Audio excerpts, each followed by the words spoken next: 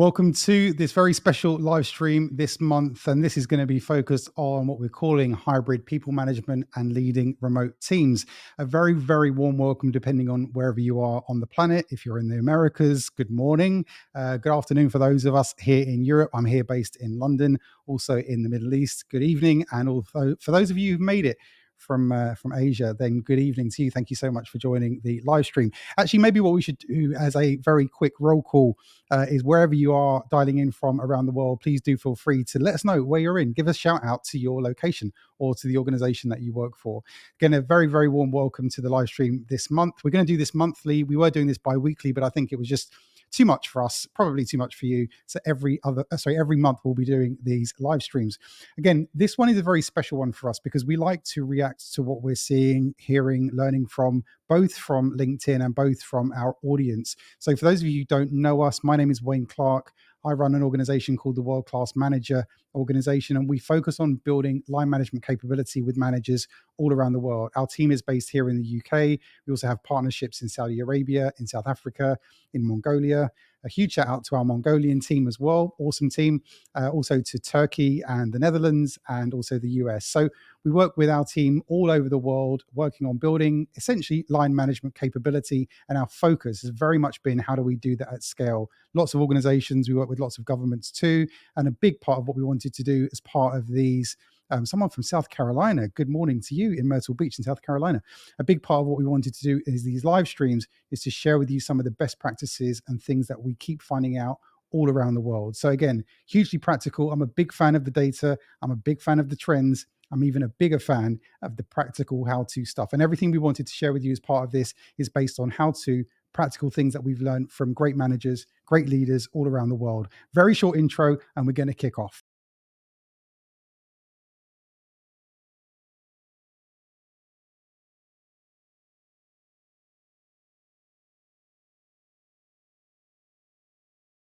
It's a very delicate intro. Usually we've got like big music, bass pumping, but much more delicate, probably because it's more of a delicate subject. We've also got a member of the team also on the line. So Rose from our team here in London is also on the line. So if you do have any questions, any suggestions, any things that you want to sort of comment on or connect with, please do feel free to use the various chat functions. I think we're live both on uh, LinkedIn, and also there's a web link and probably YouTube as well, I believe, Facebook.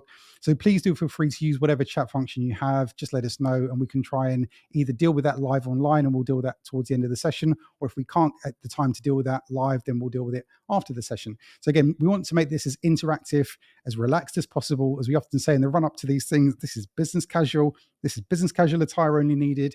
Obviously, we prepare because we've got lots of stuff that we want to share with you. But I've got like actually, this is my notes. Look, there's my notes.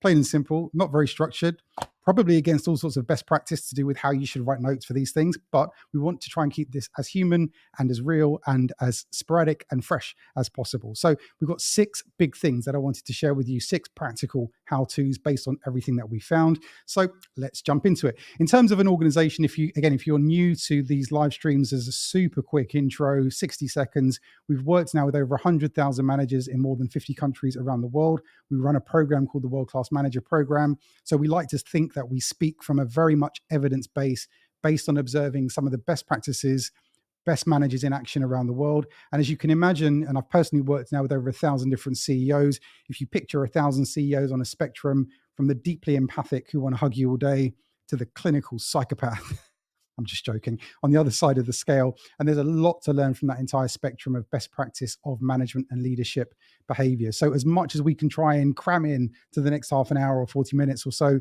we'll try and do that. And this is very much based on our evidence, not based on things that we think would be nice to just talk about. It's then crushed and mushed its way into a book called How to Become a World-Class Manager, which launched last year. So we've been around the world launching that. In the US, I was in New York. For those of you here from the US, actually, we launched it at the United Nations around sort of March time, April time 2023, and we've been doing that around the world, South Africa, the Middle East, and we're very excited because with our partners also in Saudi Arabia, we're going to launch an Arabic version of the book, which launches anytime now in the next couple of weeks. And we're delighted that the book is being published by Jarir Bookstore, which is arguably the best book publisher across the Middle East. So a very huge thank you to Jarir, and we're very much looking forward to getting started in the Middle East. You may be listening to this from a few different perspectives, right? So I wanted to zero in terms of what this all means practically for you as a manager. I'm assuming as a manager that you've got people in different locations. Presumably you're working in a hybrid nature in your team, in your organization. You've got people in the office, you've got people maybe at home, you've got people in lots of different locations around the place, maybe even around the world. And if you're listening to this from this perspective, then I wanted to make this as ultra valuable for you as possible with 6 specific things that we think work really effectively and we wanted to share with you. You may be thinking about this from a larger perspective where you may have a number of managers who are managing large and dispersed teams all over the place. So again, if this is you, then of course we hope this is going to be of tremendous value to you as well. Also, I'd like to talk to the entrepreneur community because if you are growing a company, one of the hardest things that you will encounter as you're growing a business is, of course, building a great team. And increasingly, if you're building a startup, I would imagine that you're not building them probably in an office. Why would you do so? And then there's maybe a fourth group, which are those of you out there who are thinking about becoming managers and have a path towards being a leader one day. And I think not just talking to you about this because it's important right now because of the hybrid nature of how we work, but I think increasingly in terms of developing your own leadership capability, we think that this is going to be very useful for you. So if you're even an undergraduate planning to be a manager one day, we sort of joke and say, why would you do that? Managing people is insane, really. Why would you do it? But we think that, again, this will be really valuable for you and also for your journey as well. So welcome to this session called Hybrid People Management and Leading Remote Teams. Now, before we get into these 6 specific things, we'd looked at some of the headlines on this. I don't want to spend much time on this because we all agree that hybrid nature of working is kind of here to stay. There's no point rehashing the same old stuff that we see on LinkedIn all the time. So 3 super quick headlines. The Economist, which said actually early this year that the fight over remote working will heat up in 2024. Of course it will. Of course it is, and probably will continue to do so. The interesting thing that I was looking at here was looking at the commercial utilization occupancy rate. So if you look at 4 global centers, let's look at New York, let's look at London, let's look at Dubai, let's look at Singapore. And there is an interesting story to tell. Obviously, I'm no sort of commercial real estate expert. This is not our expertise, but just looking at the data that we can pull off as fresh as we can from an internet search, it does seem that there's quite a clear difference between what's going on east of the UK and west of the UK. It seems to be that in Europe and also in the US, the occupancy rates in commercial buildings seem to have stagnated and are still well below pre-pandemic levels, whereas the picture seems to be quite different in Dubai and quite different in Singapore. And I also know from our connections in both locations that things are different. So it feels like the commercial real estate world is much more tougher for those of us in the Western Hemisphere. And it's an interesting global split in terms of the trend. McKinsey and Company, again, they say that the future of working will be hybrid. No surprise. Again, we've seen this from all of the major thought leaders around the world. And then the final one from Harvard Business Review, which says that remote work isn't going away and executives know it. Whether they like it or not is a different thing, but I do think it faces, it makes the organization face some interesting challenges, partly for us, because as we go back in time, right, we say that, and as the run up to this, so if you saw any of the hype videos, and we produced quite a few, I think, but in the run up to this, one of the things that we talked about was that hybrid working was always a thing, right? It was always a thing. I don't know how old you are. I'm 48 years old. I'm getting on, but I began in the workplace in 1998. And interestingly, one of the first projects I worked for, they're now Deloitte. They were a different company, Arthur Andersen, now Deloitte. And one of the first research projects I was asked to work on was a video conferencing technology which sat on people's laptops and it worked at 60 frames per second, which in 2024 is nothing given that we've got 4 and 8 and 12K. But 60 frames a second in 1998 was a big deal, right? And we were looking at the nature of video conferencing as a mechanism to empower hybrid teams. Now, this is, 26 years ago, we were looking at this technology and we were learning from, at the time, some of the case studies from BP, which is one of the major oil and gas companies, who were using hybrid working technology in the early 90s, right? So this is like not new at all. Hybrid working has been around for a very, very long time. It became more as a thing, as we say, during the pandemic and during lockdown. for, of course, out of necessity, and it still is a thing, and it will probably never go back to how it was. One of the interesting arguments and conundrums that many organizations faced culturally was that a lot of people wanted to work in a hybrid way. They wanted to work in remote locations, work from home. But often those requests were denied by organizations. And then, of course, the pandemic came and organizations scrambled to be able to provide people with the technology and the ability to work from any location of their choice, and made a big noise about it. And then, in a way, for some organizations, the rug got pulled out from under people's feet, and people were demanded to come back into the office. People had moved hundreds of miles away, if not further, from their physical HQ, and we're now facing a different dilemma. And there is an interesting trust conundrum for many organizations in how that all happened. But again, too big, too complex. We don't have the time. We wanted to focus here on the how-tos. So there are 6, as I said, very specific things that we wanted to get into in this. And please feel free to submit any questions, thoughts. And Rose, who's live on the line, I hope she is. I can see her name here on the setup, so I think she is live on the line. So 6 things we wanted to focus on. And it was partly based on a very brief and very simple survey that we ran here on LinkedIn. And it was to ask the question, what is the top remote management challenge? And there were 4 options. One was communication breakdowns. Second one was tracking productivity. Third one was building team cohesion. And the fourth one was managing time zones.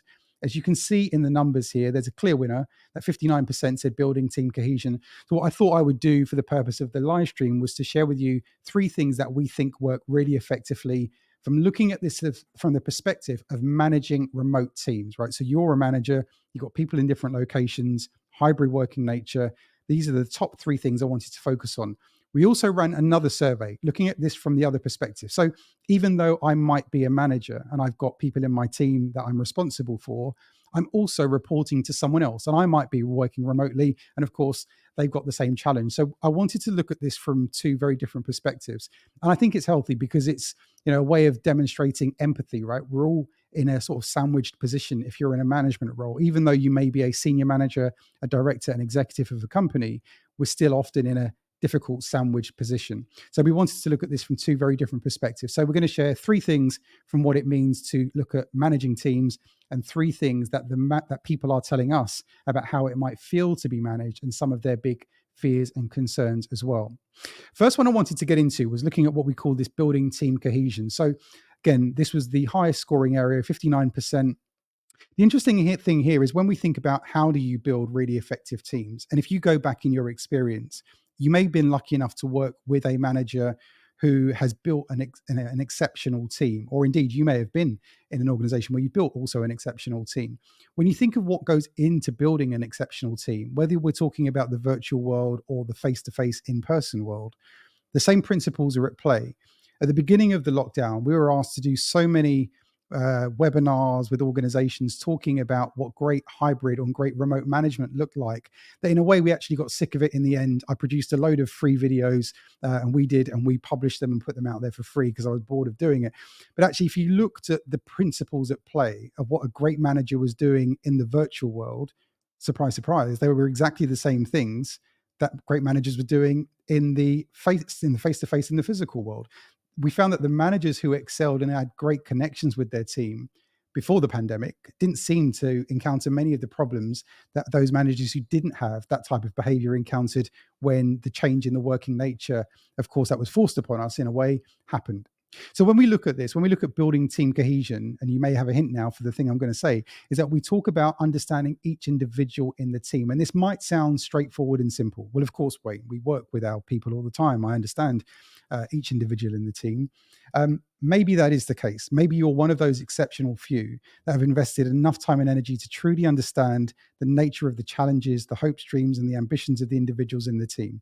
I would suspect that for the majority of managers we come across, and this is purely based on evidence, purely based on all the things that we found. And one of the things leading up to today that really sort of fascinated me, I hadn't seen this report before, I was sort of kicking myself that I hadn't seen it, was there was a report from 2015 produced by Gallup, and it was the state of the American workplace. I think you can Google and find the report. But it suggested in the headline that I've seen anyway so far that 10% of managers, according to their research, had the natural management, in a way, characteristics that would tend to mean that they would be great people managers. Whether or not this is 100% true, I've not seen the data. I don't know where the actual study was done and who was studied. So let's see. But it is an interesting number for the reason that of all of the things that we've learned over the last 8 years of running our world-class manager program, and as I said, now in 50 countries, 100,000 managers, we would kind of find a similar number. If we were to give a management development program to 100 people without the support of the L&D team and the OD team and the HR team and the HRBPs and the HR managers and the action learning sets and the coaches and all of the other periphery and necessary activity that goes into building a great learning culture, and just said to 100 managers, right, go for it, about 10% would probably finish ungoaded, unprompted any program. And we've also found that doesn't matter whether that's online, in the face-to-face world, of course, how many managers would do anything differently after going to a face-to-face management training program with no one else prompting them? You would find it would be around 10%, pretty much based on everything that we've seen. And we were doing this work long before we were doing this virtually.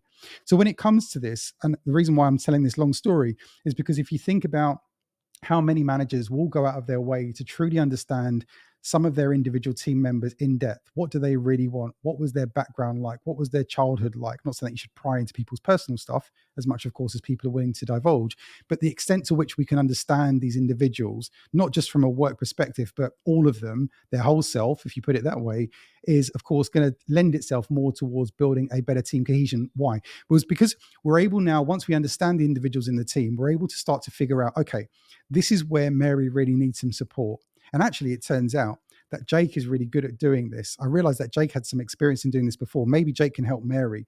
Jake's particular strength or weakness, maybe let's look at it that way, is this. And Mary's got a strength that could help and complement. So in a way, what we can do is build and strengthen the team by building team cohesion, by better understanding the individuals in the team. This, for me, based on everything that we've seen, and I'm sure the rest of my team would agree, is probably one of the most effective mechanisms. It should cost you like $0, £0, €0, 0 dirhams, right, in order to affect this change, because it's all to do with building and understanding the nature of the relationship with the individuals in the team. So the first one we talk about is building team cohesion. For each one of these 6, I could probably talk comfortably for an hour, because there is so much we would love to share with you in terms of our research as well, but we don't have that time. So let's move on to number 2. So number 2 is looking at what we call communication breakdowns. Now, again, every single organization we've worked with in every country on the planet pretty much complains that communications is a challenge. We're yet to come across an organization anywhere in the world who says, you know what, communications is good. We're good. It works. Yeah, fine. No one has any issue with it. If we ask people, do we think communication should be improved? People say, no, it's fantastic. You don't find organizations like this. And I've tested this to the nth degree by finding the company who had the highest they had the highest employee engagement survey scores of any organization we've ever looked at. And we've looked at about 4,000 different organizations of data. I met the CEO who had scores that looked like a cult in the organization. If you looked like, if you wanted to get any organization to any place ever, you'd want to get every company to where his organization is at. It's an exceptional score, the best I'd ever found. And even in that company, he tells me that he's got some communication problems. It's a liberation moment. It's a liberation moment, especially if you're in communications. Why? Because what it means is we can't solve, in essence, the communication challenge for the organization. But what we do have a chance of solving is the individual perception of communications in the team. And that really, for most people, is kind of all that matters. If your team believe that communications is good and improving, you're in a great space. How do you do that? Well, we know that there are 3 key questions. I talk about this all the time, and I'll cover it again because I think it's important. First question is, what do you want to know about? So let's conduct a very simple communications audit. What do you want to know about? How often? How can I get that information to you? And it might be that you let's talk to Jake in the team. What do you want to know about, Jake? I really want to understand a bit more about the strategic direction of the company. How often? Every sort of 2-3 months would be great. How could we do that? Over a coffee would be fantastic. Excellent. Maybe I'll talk to Mary. What do you want to know about Mary? I want to know the numbers. I want to know how we're doing on a regular basis, like every other week. And I want an Excel file. That's good for me. Anything else? No, I'm good. If I deliver what Mary and what Jake want, and then I ask them the question, do you believe that communications is good? Of course, they're going to say yes, because their individual preferences for improved communications have now been met. I know I'm simplifying this. The world doesn't work in such a simple way, but just to illustrate the point. So when we talk about this in terms of our how-to, right, when we talk about this challenge of communication breakdowns, the one thing that I would ask managers to do, you may have already tried this, but this is what we would say, is try and script out, let's say 3 months, if that's too much of a stretch, try with initially a month. Script out the next month in the life of your team in a way like a sequence of communications and say, right, what communications are necessary at what point? Now, in order to create that plan, that communications plan, you're going to need to start to talk to the team and find out a bit more about what it is that might need to be on that plan. Some of the stuff they tell you is going to need to go in there. Plus, remember, you've got a bunch of superiors, I would imagine, or more senior people to you in the organization, or executives, or shareholders, or stakeholders, or external partners, or key customers, or key clients that will have also a desire for what should be in that communication plan. If we're to be hyper effective as a manager, we're serving and solving challenges for multiple different stakeholder groups, more senior, more junior, peer level, internal, external, all sorts. How do we best do that? A clear way to do it is to create a very clear communications, in a way, plan. I wouldn't say strategy, it's too lofty. A communications plan of what stuff needs to be shared, with who, by which mechanism, and in a way, what you then also want to build in, as I would build in a test question of what's the evidence to suggest that that thing's actually worked. And there's a great saying in NLP. I'm not an NLP person, but I read this saying and I loved it. It said that you can, I don't know, the measurement of your communication is in the response it elicits. It's something like that. Any NLP person on the line will, I'm sure, correct me. But I love this statement because, again, you can't really test whether it's been effective to see whether it has been until it actually has been. So when we think about that, create a very clear communication plan for the month, key messages, key channels, key frequencies, take the input from the team and other key internal stakeholders or external stakeholders and use it to build that plan. Run it for a month, gauge it, ask the team members after the month, do you feel like communications is good? Do you feel like it's improving? If there was a previous breakdown, do a diagnostic on it. What was it that caused you to say that? How can we fix that? Improve it month 2. Do people feel it's fixed? If so, great. And there is probably, this is for me is one of the most brilliant and free and quick wins that we could probably look for in any organizational change. If we're trying to get people to change their perception of how the culture is and how it feels to work here, the extent to which I feel like communications is improving has a huge impact in terms of how I feel about the organization overall. So when it comes to looking at communication breakdowns, I think this is a key way to really go after the problem and try and diagnose it and solve it rapidly. Final one on this area, when we look at these three, is looking at what we call tracking productivity. So it was 16%, I think I can see on the screen, 16% of the people who responded to the survey said actually this was the key issue when it came to looking at remote people management or hybrid people management. And this was an interesting one for us because when we look at the learning process, and I'm kind of biased because I began my career working in look at organizational learning, looking at team-based learning. And one of the things that we recognized, again, I'm going to sound very old, back in the late 90s, was that we were looking at the extent to which organizations are learning organizations. We were promised, for those of us old enough, that the era of the learning organization was upon us. All would be solved in terms of organizational learning. Did it get solved? Probably not. We're still working at it. But in 2024, we recognize that this is still a significant challenge. Interesting, but let's zero it in on you and I. We work in the same team. Let's say you're my line manager. When we look at this, how often might we have a consistent or a regular learning review? And if you've never come across the terminology before, essentially what we're doing is we're asking 4 very, very simple questions. And I love these questions. They're after action learning review questions. Super simple. What was supposed to happen? Number 1. What actually happened? Number 2. Why was there a difference in between 1 or 2? Good or bad? Doesn't matter. Why was there a difference? And number 4, what can we do differently next time? What was supposed to happen? What actually happened? What was there a difference in between those first 2? And what can we do differently next time? 4 really powerful, super simple questions that we can run on a regular basis. My team, if you talk to the team, probably dislike this because I will call a very quick learning review at all sorts of times. I'm an absolute addict for it. I actually called a conversation this morning at 9 o'clock for 15 minutes because I just wanted to have a very quick learning review of where we were at on something, because I feel like working in a remote way as we do as a team, it's really important to try and galvanize these learnings. We cover so much ground as a small but hyper effective global team that we're often guilty of losing these learnings on a regular basis. The reason why I think this is a great way in to track productivity is because as a manager and as a team member, you feel watched, you could feel micromanaged if your manager is having a conversation with you about tracking productivity.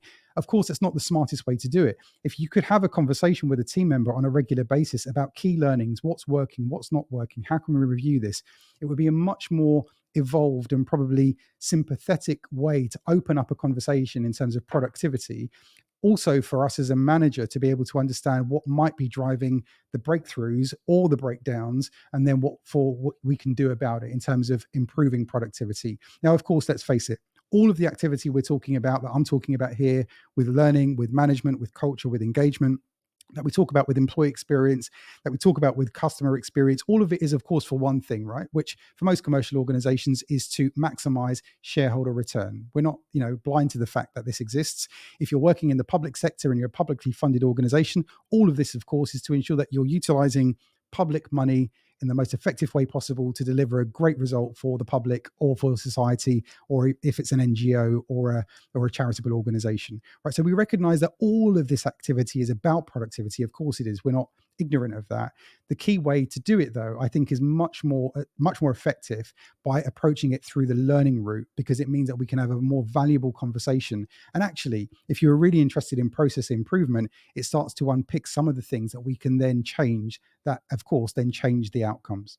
So those were the three things when we look at the sort of managing teams point of view. And I wanted to look at this from the other perspective. So the other survey was looking at the question of being managed remotely. What are the key challenges? And again, I thought this was quite telling that 2 came out as clear front runners. So 38% said lack of clear direction, 38% said limited career visibility, and then 13% talked about isolation and loneliness as being the key issue.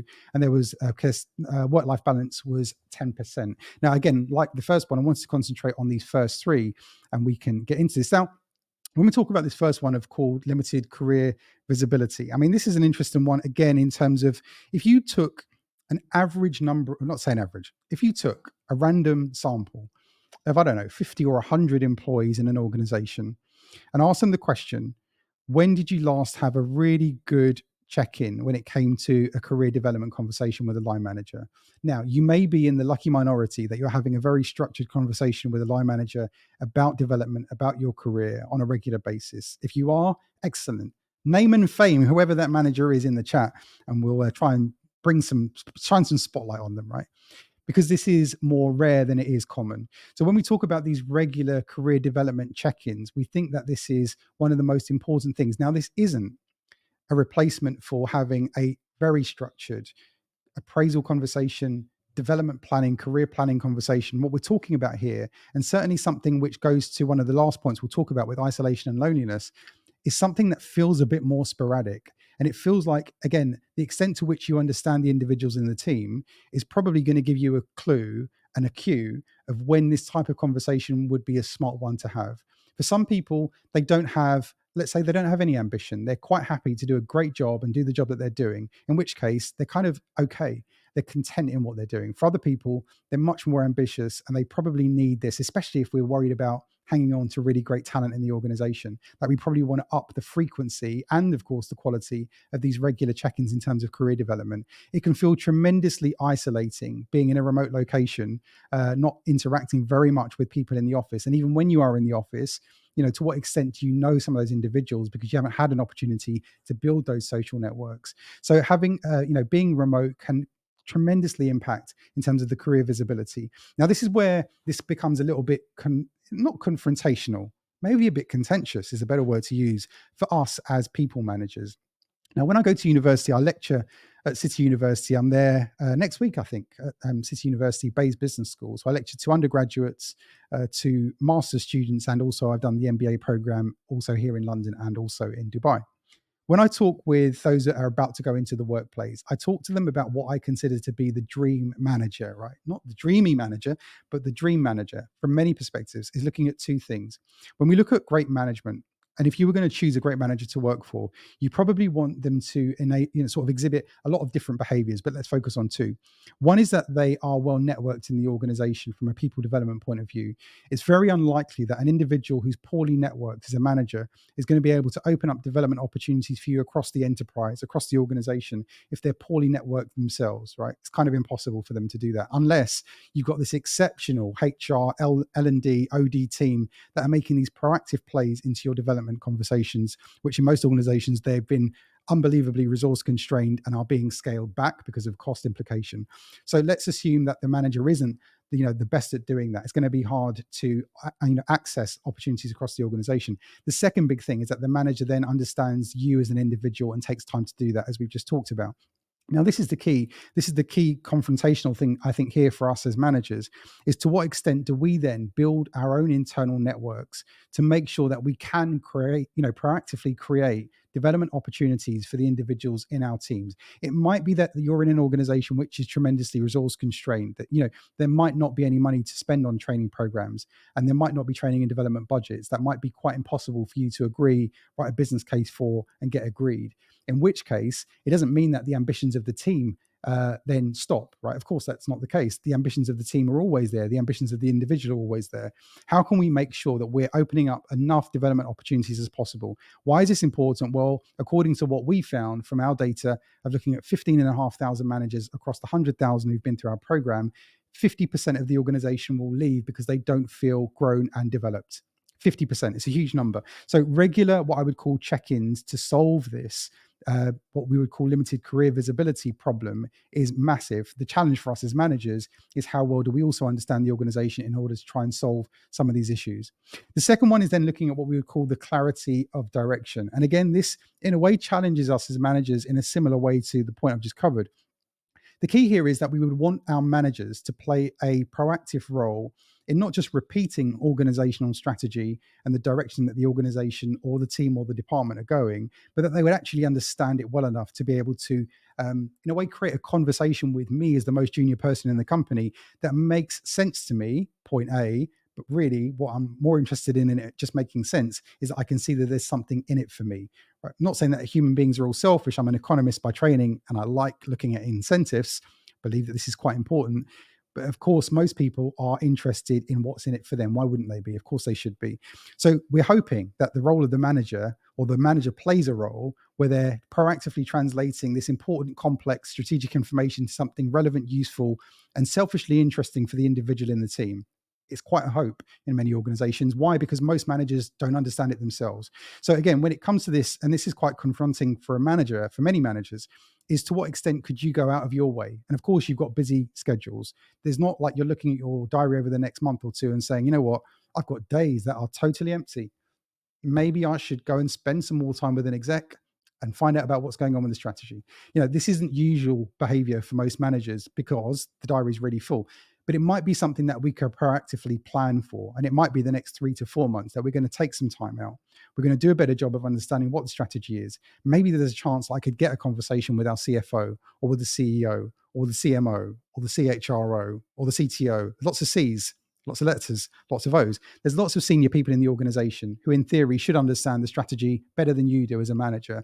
And to what extent can we try and spend some time to understand that better? Why that's important? Well, because of course, what we're trying to then do is translate that into a very simple and selfishly focused direction and conversation for the individuals in the team. Why is that important? Well, because most people don't cope very well with ambiguity. Why is that important? Well, because the extent to which we can know stuff means that we feel safer. Why is that important? Because psychological safety is key.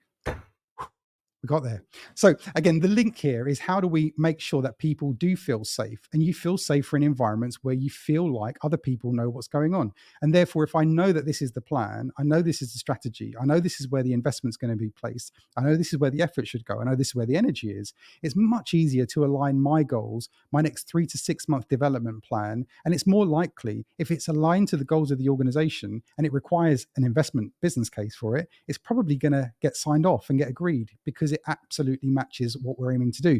The key interesting thing I found is if I talk to CEOs and say, right, let me at the frontline employees here. Give me some frontline development plans. So what we try and do is anonymize frontline employee development plans, and I like to read some of them. And often when you show those to a CEO, most CEOs would say, what the hell are they doing? This has no relationship to where I thought we'd been clear about where we're going. I thought we told everyone we're going left, and everyone says, which way are we going? So we know that there is a translation engine problem. And the translation engine, of course, is me. It's the manager. It's you. It's the manager. We play that key role in translating all this clever stuff into something relevant, useful, selfishly interesting for the individuals in the team. So when it comes to this, in a way of solving this clarity of direction, this is all about good, regular, strategic conversations. Sounds simple, which it actually is, but it requires that we do put the investment of time in order to understand that stuff. And then the last one, which is really important, I think, which is then looking at what we would call isolation and loneliness. Now, again, really sad. This was through the middle of like lockdown. There's a company we work with, and I met a lady who worked. This is like one of the saddest lockdown stories I'd heard, and I heard quite a few. She works in customer complaints for this organization, and she doesn't earn very much. She lives in a what we call in the UK a bedsit. So this is essentially a very small studio apartment. You can't even really call it a studio. It's smaller than a studio apartment. She has a bed. She has maybe like a sink, a place to maybe make a little bit of food, and she has a shared bathroom with other people that live in the house. Of course, if you are in one of these big metropolitan areas like London, like New York, like Dubai, like Singapore, of course you'll understand that the price of cost of living is unbelievably high. So she's not earning much money. She lives in a bedsit. She's now working fully remote, dealing with customer complaints for about 8 to 9 hours per day. And she said to me, and this was the most harrowing part of the conversation, she said that she sits at the end of her bed, on the end of her bed, because she doesn't have enough space to have a desk in the room. And she's essentially being shouted at for 8 to 9 hours per day by dealing with customer complaints. And she said to me that the hardest bit is that when the call ends and someone's been quite horrible and you've had to work really hard to try and resolve that conversation, you're just there in silence in the room. It's just you. And I just thought that was one of the most harrowing things, just thinking how many times through the day is she going through this? And then at the end of the day, when the calls are done, unless she's got a really excellent manager, which she didn't, by the way, which is part of the conversation we had, then she's just there. I mean, it is one of the most sort of psychologically damaging things it must be in some of the roles that people are playing on a remote basis, dealing with some really difficult customer and client issues all day long. Without the support of someone or the team or a manager, this can be an awful place to be. So I think that's an extreme case, which I hope most people aren't in, but there are going to be a lot of people in this situation. How do we help to solve this isolation and loneliness issue? And I think a huge thing is to do with what I would call like, it's kind of like the glue, if I was to find a technical term for it. It's the glue. It's not the structured stuff, because we can have set play pieces, as we would say in sport, right? You know that there's a quarterly one-to-one or a half yearly one-to-one.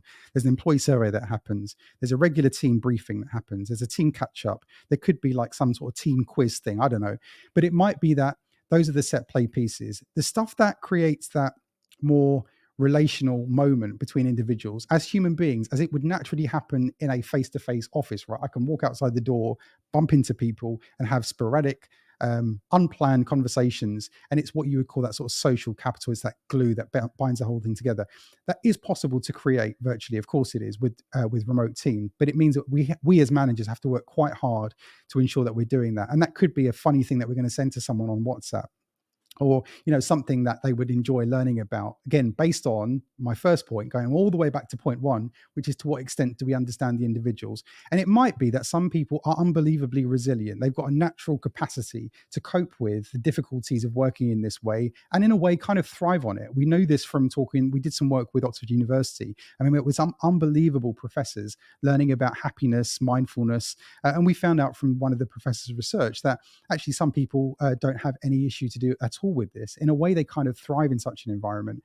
But for those who don't, of course, there are many things that we as a manager can do to try and make an impact on that. So 6 big things I wanted to cover, 6 practical how-tos. I hope those have been of massive value. Let's hang out for a few minutes and see if there are any questions. If so, then please feel free to submit them, and Rose can send them through to us and we can answer those live on the line. For those of you who we can't solve those or answer those questions, because it might be too complex for me too, is that we can maybe try and come back to you offline and have that conversation in another mechanism. So a question here from KP: how do you approach the cultural differences of management styles, as it's very different in APAC to Middle East to US to Europe? I absolutely agree, KP. Perfect point, and it's something that we encounter all the time. I think the extent to which we can deal with those cultural differences, of course, for us as a manager, which again is putting the emphasis and the ownership back on me, this is my problem to deal with, is the extent to which I can understand what those cultural differences are and be really careful and be sympathetic to those challenges of how I might deal with different people from different cultures. One of the things that we were working back and forth in Vietnam before lockdown, actually, with a company, with a client of ours there. And we'd realized after about 3 hours of asking questions to a group and kind of getting zero feedback that we were doing it in totally the wrong way. The manager pulled us aside at lunchtime and said, the way that you're interacting with the team, and thank God we had this guy there who said, this is totally wrong. People are not going to respond to you because of the way that you're doing what you're doing. And we changed that over lunch. And in the afternoon, we had a fantastic time. But it was all about being culturally sensitive. And again, something that I might feel is silly or not that important or a bit weird. Of course, it isn't, because for someone else, it's fundamentally important. The challenge, of course, with all of this, the cultural differences of management styles, is for us as managers to try and be as well educated as possible. One of the things that I would sort of advocate for in the recent version of ChatGPT, which is ChatGPT 4.0, I think it's called, if you're not familiar with it, it has a chat function that you can actually talk back and forth to it using voice. It's unbelievably powerful. And this thing is so good that it's able to give you insights on all this sorts of stuff. So I think in the world we're in now, with the tech that's available, again, we can educate ourselves really rapidly. Even though I may never have been to Nepal or been to Argentina, I can rapidly educate myself in terms of some of the basics here. Great question, KP. Thanks so much. Any other questions? Any other questions? From Scott D. I'm reading this as you read it, so apologies for the lack of brevity here. How can we keep forming a sense of connection but balance the general message that our organization is remote stroke hybrid? We don't want to sell our organization falsely, where people think hybrid means 2 days in the office, then they get a shock when most people are at home, as we have no strict rule. I think this is really important, Scott, because the landscape is moving and shifting all the time. I've spent the last 2 days, which has been great for me, because usually I'm like doing stuff like this, but I have the opportunity for the last 2 days to do some real face-to-face work with a client of ours. So I've been with the exec team for the last 2 days here in the UK. And one of the things that we talked a lot about for many different guises was an opportunity, this is a practical how-to, Scott, of how we could essentially re-induct the organization. We learned this from part of the Ministry of Defence. And this is one of the best things I've ever seen, actually. One of the things is that they've got lots of contractors they work with. And of course, in many different industries, tech included, the landscape shifts and moves all the time. You can't assume that when you inducted someone into the organization 2023, it's the same as it is in September 2024. The world changes rapidly for some organizations. So we were talking about the case for a reinduction of sorts, taking the entire management population and resetting the expectations of what's expected of you now as a manager, and also what we think would be needed, and also an opportunity for managers to share their fresh concerns. So I do wonder whether, Scott, it could be an opportunity to reinduct not just the managers, but you could really paint a case for the entire organization to reset the expectations and understanding. And maybe that's something that's done on a regular basis, either through the induction process, assuming you've got a solid induction process, or through any other mechanisms where you can get those messages to people. But I think resetting the expectations of what's expected of great managers in September 2024 moving forward can only be a great thing to do. And I think we've got time. We'll take one more question. So if there is one more, please do shout out, and then I can give you some info on the next session. Okay, so we've got Sylvia here. And how do you keep the team motivated with regards to career aspirations when you're in a relatively small organization, 120 employees, where opportunities are few and far between? I think this is, again, an awesome question, Sylvia. This is the challenge for nearly every organization. I want to scale up. Let me scale up big, and I'll come back to your organization of 120. An organization that we work with that's got 50,000 people. So let's look at ultra big organization. We looked at this company and we were interested. The reason why I was interested was because we'd heard a problem about the leaving issue. So lots of people were leaving the company. About 20% of their employee workforce turns over every year. So of the 50,000 people they have, they lose 11,000 people every year. Now imagine the challenge of replacing 11,000 roles every year. I don't know what type of role you're in, Sylvia, but if you were in the HR world, horrific, replacing 11,000 people every year. What we then did is we looked at the leaver data, because they're exceptional at capturing why people are leaving the organization. Not very good at keeping them there, but they're great at capturing the data. We looked at the leaver data. Fascinating. Of the 11,000 people, 5,500 of those 11,000 people left the organization because they didn't feel that there were good enough opportunities for growth and development. My mind was blown, Sylvia, because how could it be in an organization of 50,000 people that you could say that there are limited opportunities to learn and grow in the organization? It's impossible, right? It's totally impossible. We knew it was nothing to do with the organization, and they're a big, quite wealthy organization. It was nothing to do with budget constraints either. It was everything to do with the lack of the poor nature of management conversations that happened or didn't happen on a regular basis with the team. Nothing to do with anything else. So again, I'm yet to find an organization super large or super small, and we went with many organizations much smaller than 120 people who don't have an issue with this, even though there are, of course, limited opportunities for promotion. We're not talking about that, because an organization can only be structured in a certain way, and if it's a certain size, you can't change that. It's like the laws of nature in a way. What we can change are the conversations that managers have about accessing opportunities to learn, grow, and develop from other parts of the organization. And there are all sorts of learning mechanisms that can be put in place where people feel like they're being enriched and they're grown. I think the key is that you're going to have a population of people, let's assume it's 10 to 15 tops, I'd say 20% of the population, who will go out of their way and do more than the average and go the extra mile to learn things that most other people probably wouldn't. So there's that population or cohort that you probably want to spend a disproportionate amount of time with. The others kind of here nor there. And many people are quite happy to just do a good job, and that's enough for them. Thank you very much. So I guess I don't think it's probably 120. You've got a smaller cohort of people that you probably need to spend a disproportionate amount of time with. And therefore, I would start to look at how you could create opportunities to learn, grow, and develop based on what the organization does. I would imagine you've got a CEO and a CFO and a CMO and a C or a head of HR. There's going to be all sorts of key positions where learning could be driven out from to educate and create a program for individuals that feel like they can grow. And if, unfortunately, like the quote we always see on LinkedIn, if that means that I should develop employees and they leave, much better than we don't develop people and they stay and get frustrated and fester and hack off the rest of the culture.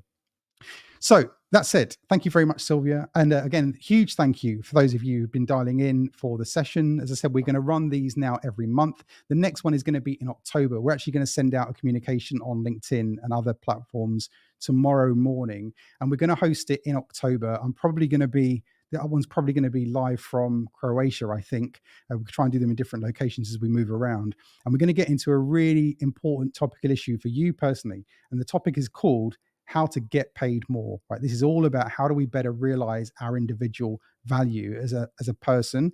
And we're going to look at some key ways that we can improve, in a way, our chances of pay and promotions. I think in a world where we're dealing with a cost of living crisis and all the challenges we're dealing with, people, and there's evidence to suggest that people are more hesitant with moving jobs for obvious reason. If we are in the organization, how can we maximize the value that we're getting for ourselves, for our teams, and of course for the organizations as well? So a huge thank you for everyone dialing in. A huge thank you to Rose from our team and the rest of our team that are dialing in, I'm sure. Massive shout out to everyone around the world who've dialed in for the session. And we look forward to seeing you again, of course, in November. Thanks all. Bye bye.